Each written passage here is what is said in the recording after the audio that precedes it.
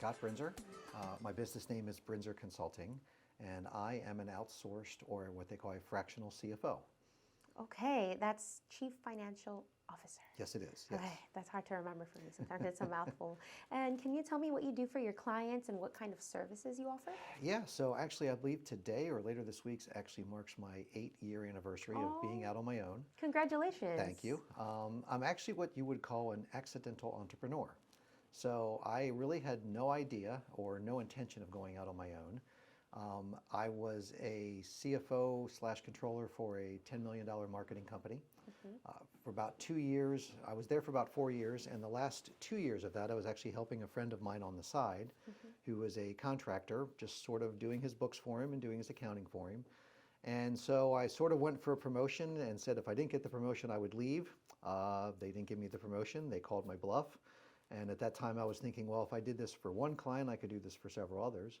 So it turned into very much becoming sort of an outsourced accounting department, so paying the bills, making sure that the books are reconciled, to really becoming a business consultant or that chief financial officer who was able to stop in once or twice a week, talk to your clients, obviously help them with their accounting, but obviously give them things like budgeting and cash management and forecasting, and really just help them dive into the numbers, understand where their money is going, and then how that correlates to helping them make better business decisions, and allows me to be sort of like a once a week accountant for rent. Wow, that sounds very important, actually. Oh my goodness. Can you tell me your story a little bit? Like the beginning, how it started, and how you got to this point where you are today? Sure. So like I said, I was literally helping a friend of mine. He was a contractor. I play volleyball as my sport of passion. And being typical guys, we would talk someday, after we got done playing about, well, what do you actually do for a living? Because we don't, we're guys, we don't talk about much when those things are going on when you're playing ball. And he happened to mention that he was a contractor. And I said, oh, we're looking to get our kitchen and bath remodeled. And so he came over to give us an estimate on that. And he happened to talk. He's like, well, if you know anybody who does accounting, I said, well, believe it or not, that's what I do. So that's how the side hustle started. Obviously, I had worked up until that point for a good 10, 15 years with various organizations. Some of them were government contractors. Some of them was a $100 million sports marketing company. So I had dealt with businesses that were very large, dealt with businesses that were very small. I had worked my way up the ladder from an accounting clerk's position to that of a CFO or a controller. So I've sat in just about every seat in an accounting department. Wow. Which gave me a pretty good broad understanding as to really how the whole back office accounting functionality should work. And as I kept climbing the ladder, like I said, I was helping a friend of mine on the side, and it morphed into sort of understanding that there's a lot of small businesses out there who are really good at what they do, but there's more to running your business than just saying, hey, I'm a good mechanic, hey, I'm a good craftsman, hey, I'm a good marketing person. As I'm sure you guys have discovered in your own business, there's a lot of moving parts that are going on behind the scenes. Absolutely. And so someone like myself was able to come in and really take that burden of accountability, crunching the numbers, back office functionality, and just, again, taking that off of the owner's plate and allowing us to do that. I've got one person on my staff who handles a lot of the day-to-day transactions. So she frees me up to sort of be the overseeing or the overarching business consultant to the business while we're taking care of their accounting for them behind the scenes. Okay. How many employees do you have currently? So right now I've just got the one. Okay. She's been with me now for about almost 2 years. Okay. And like I said, she handles most of the day-to-day transactions of interacting with QuickBooks, making sure bills get paid. I joke that I've got about 20 to 25 emails that we have to check every day, just because I try to keep as many things separate as I can. Yes. So if I'm dealing with this client, I'm looking at their email and their set of books and all of the the Microsoft Office apps that go with it and things like that. So yeah, we deal with about 20 to 25 clients on a monthly basis in some capacity. Okay. Have you ever thought about expanding maybe for more employees, or is that? Yeah, it is. When I first started out, it was, hey, can I support myself?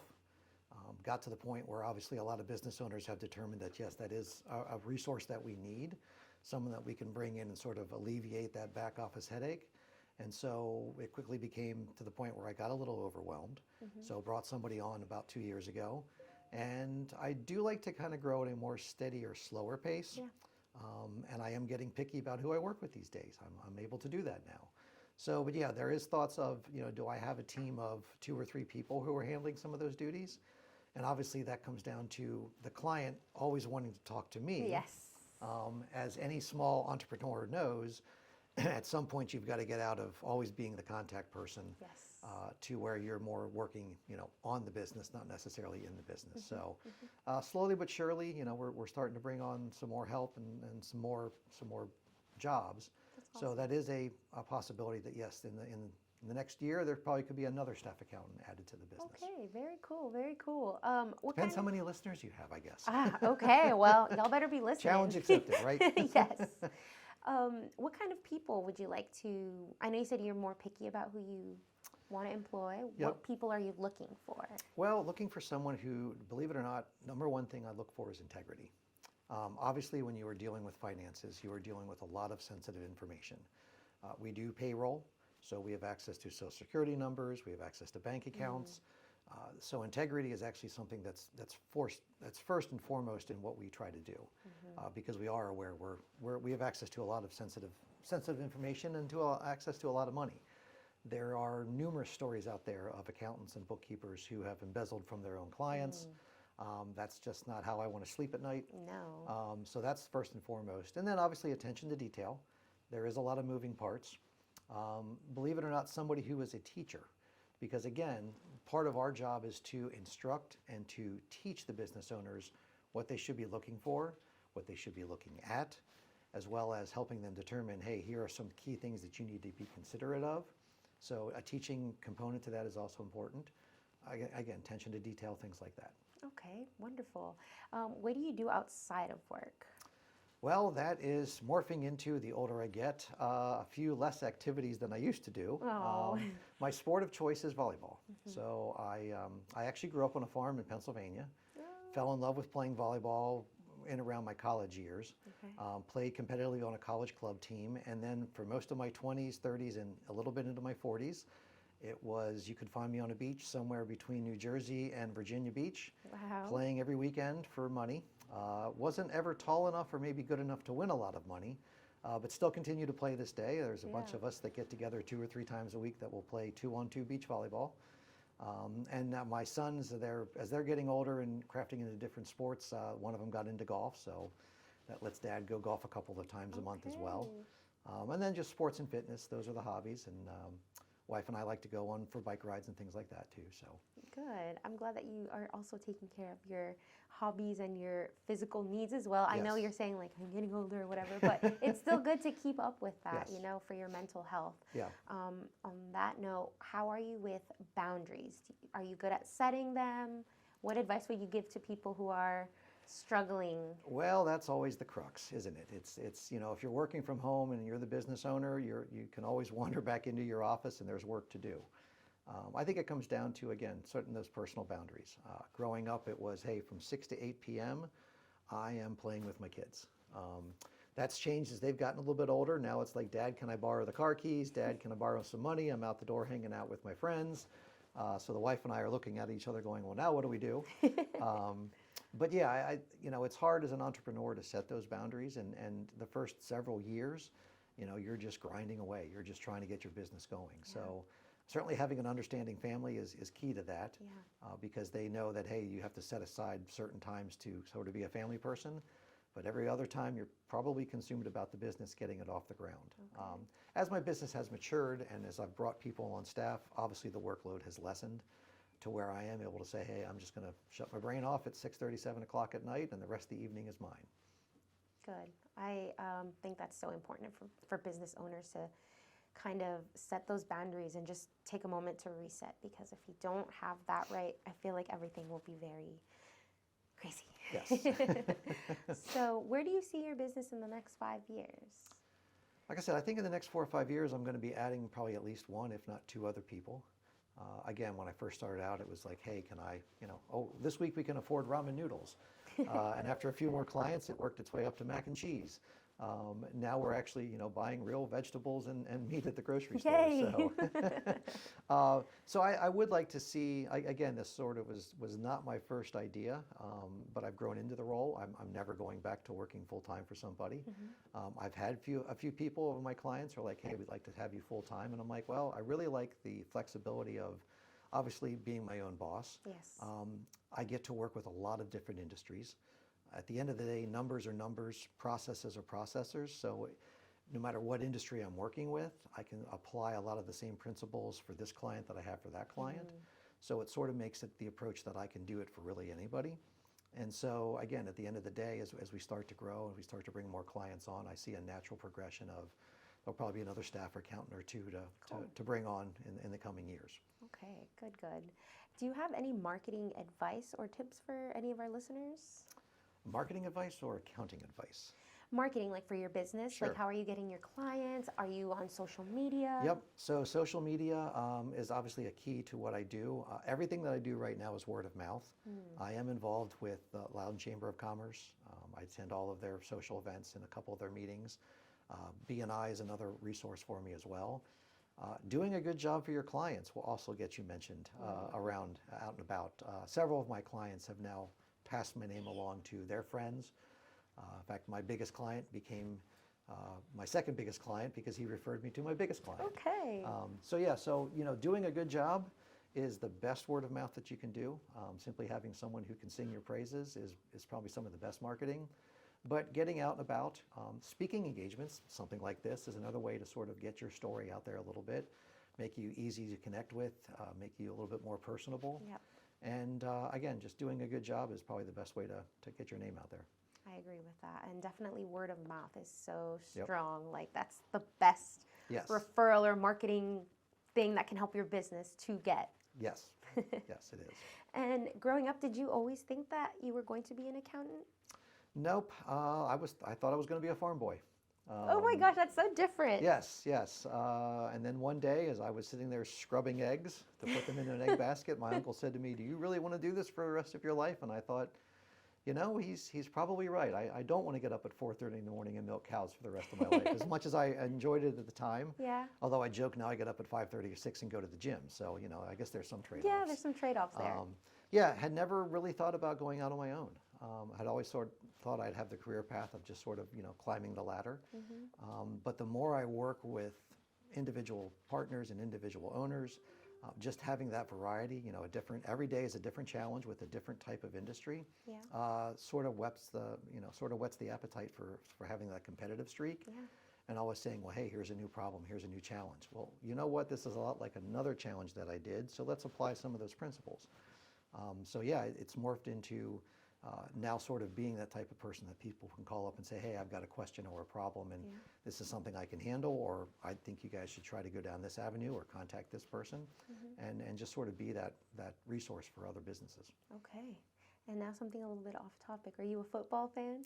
I am. I hear that fantasy football notification. No, it's okay. Well, no, I've given up the fantasy football because at the end of the day, you end up on multiple fantasy football leagues and you end up competing against each other. Now, I'll probably lose a few listeners in the DMV area, but I'm a Dallas Cowboys fan. It's okay. My husband is too. Okay, so you ain't losing me. We've struggled a little bit over the years to get over the hump, but every year we have the faith. That's right. You're brave for saying that. Yes.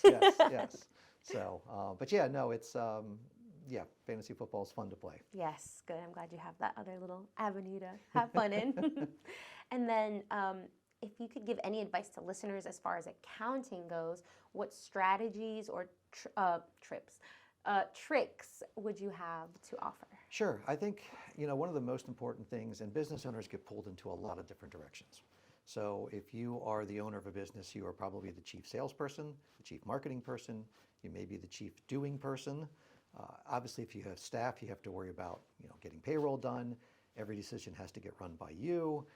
Then every question that the vendor has, or a supplier has, or a customer has, ends up on your lap as well. So one of the last things that you need to really worry about at the end of the day is the money situation.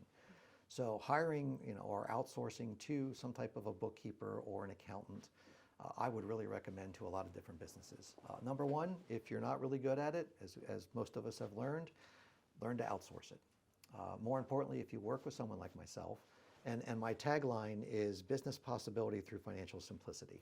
We really try to make it very simple and very easy to understand your financials because, again, you're looking at a lot of different reports. If I give you a financial page that's 3 pages long, most business owners would look at the top line number, they look at the bottom line number, and that's really all the time they have to give to it. One of my clients, and I tell this story a lot, we figured out, what his target needed to be every month in terms of a sales goal.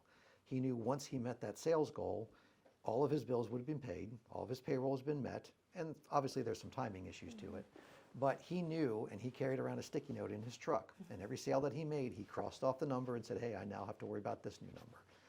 Once a month, obviously, we sat down and went through the numbers with him, but he was able to sort of singularly focus on, this is the only number I have to focus on for much of the month to make sure that I get to that goal. And once I get to that goal, anything on top of it's gravy or icing on the cake. So definitely getting yourself a good accountant, a good bookkeeper, somebody with integrity that you can actually trust with a lot of sensitive information and a lot of your, obviously banking data and things like that, I think is key because, again, it just takes that burden off of you, the business owner, to know that somebody else is looking at your numbers, somebody else has your back, somebody else has your interests at heart. And then a couple of times, a month or once a week, you sit down with your accountant or your bookkeeper or your outsourced CFO person and say, hey, how is my business doing? Am I on track? And again, having somebody who can kind of, check in with you and say, hey, I think you're getting a little off course here, again, just allows you to go out and do what you do best and let the so-called experts handle the money. Yeah, that's sound advice, I think. Where can people find you? Yes, so I actually have a website. It is www.brinserconsulting.com. Obviously, you can look at me on LinkedIn and some things like that as well. Or any Wednesday morning you want to come to a free breakfast. We actually meet here in downtown Leesburg with my B&I group, and you may find me floating around a chamber event as well. Perfect. And then just to wrap things up here, if you could leave our listeners with one piece of advice, it could be about anything, it could be about your industry, life, sports, anything. You've heard this a lot. If your goals don't scare you, they're not big enough goals. And I think that's true. I think a lot of us, life throws all sorts of curves and challenges at you. Having a positive attitude is the best thing that you could probably do. Just rolling out of bed every day going, I don't care what's coming down the pike. I know I'm going to be able to handle it. I may get knocked down, but I'm going to get back up. So just not being afraid to challenge yourself and always constantly moving forward is the best advice I can give anybody, really. Awesome. Thank you so much for your time and for being here on the Sure. podcast. We really appreciate it. Thank you very much for having me.